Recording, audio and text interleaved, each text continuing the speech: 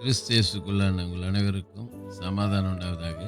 இன்றைய தியானத்துக்காக எடுத்துக்கொள்ளப்பட்ட வேத வசனம் சங்கீதம் 16:8. கர்த்தரை எப்பொழுதும் எனக்கு முன்பாக வைத்திருக்கிறேன், அவர் என் வலது பாசத்தில் இருக்கிறபடியால் நான் அசைக்கப்படுவதில்லை. ஆகவே இங்கே சங்கீதக்காரனாகி தாவீது சொல்றாரு, என்ன சொல்றாரு? கர்த்தரை எப்பொழுது எனக்கு முன்பாக வைத்திருக்கிறேன் சொல்லிட்டு மறுபடியும் சொல்றாரு மேற்கொண்டு, அவர் என் வலது பாசத்தில் இருக்கிறபடியால் நான் அசைக்கப்படுவதில்லை. அல்லேலூயா. இங்கே கர்த்தர் தாவீதின் வலது பாசத்தில் இருந்தபடினாலே கோலியாத்தால தாவீதை அசைக்க முடியவில்லை. அங்கே ராட்சதன் அவன் கோலியாத் பயமுறுத்தி கொண்டிருக்கிறான், கொண்டி வாங்கன்னு சொல்றான். ஆனால் கூட சின்ன தாவீது ஆடு மேய்த்து கொண்டிருந்தவன், நான் கோலியாத்தை மேற்கொள்வேன்னு சொல்லி அவன் கோலியாத்து கிட்ட இந்த ராணுவ ட்ரெஸ் எல்லாம் போட்டு அவனுக்கு பழக்கம் இல்லாததுனால வெறும் கவனு எடுத்துட்டு போறான். அப்போ அவன் கேட்கறான் கோலியாத்து, நான் நாயா கல்லும் தடியும் எடுத்துட்டு வர அடிக்கிறதுக்கு. ஆனால் தாவீது கொடுத்த ஸ்டேட்மெண்ட், நீ நிந்தித்த இஸ்ரவேலின் சேனைகளுடைய கர்த்தருடைய நாமத்தினாலே வருகிறேன்னு சொல்லி பாருங்க.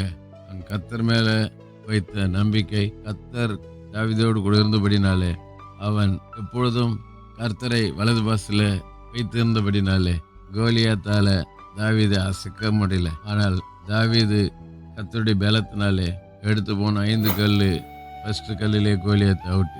இல்லையா? ஆகவே நம்முடைய வாழ்க்கையில் கூட கர்த்தர் நம்முடைய வலது பாசத்தில் இருப்பாரானால் கொரோனாவோ கஷ்டமோ போராட்டமோ பிரச்சனையோ சத்துரோ நம்ம ஒன்றும் அசைக்க முடியாது. காரணம், எல்லாவற்றையும் ஜெயித்தவர் நம்முடைய வலது பாசத்தில் இருக்கிறார்.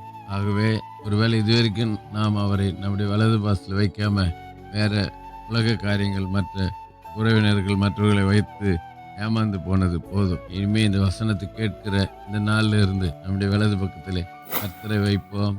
தாவீது கர்த்தரை தன் வலது பாசத்தில் வைத்தபடினாலே கோலியாத்தை ஜெயித்தான், வெற்றி கிடைச்சது. ஆகவே நம்முடைய வாழ்க்கையிலும் கர்த்தரை நம்முடைய வலது பாசத்தில் வைத்து சத்துருவை ஜெயித்து வெற்றியுள்ள வாழ்க்கை வாழ நம்ம ஒப்பு கொடுப்போம். கர்த்தர் நம்மை ஆசீர்வதிப்பாராக. ஜெபம். இயேசுக்கு நல்ல தகப்பனே, இந்த நாளில் கொடுத்த நல்ல வார்த்தைக்கு நன்றி. தொடர்ந்து ஆண்டவரே இந்த வார்த்தைகளை பிடித்து கொண்டு வாழ உதவி செய்யுங்க. இயேசுவின் நாமத்தில் ஜெபிக்கிறோம் நல்ல பிதாவே, ஆமென். நம்முடைய கர்த்தரும் ரட்சகருமாகிய இயேசு கிறிஸ்துவின் கிருபையிலும் அவரை அறிகிற அறிவிலும் வளருங்கள். அவருக்கு இப்பொழுதும் என்றென்றைக்கு மகிமை உண்டாவதாக. நம்முடைய கர்த்தராகிய இயேசு கிறிஸ்துவின் கிருபை உங்கள் அனைவரோடு கூட இருப்பதாக. ஆமேன், ஆமேன், ஆமேன்.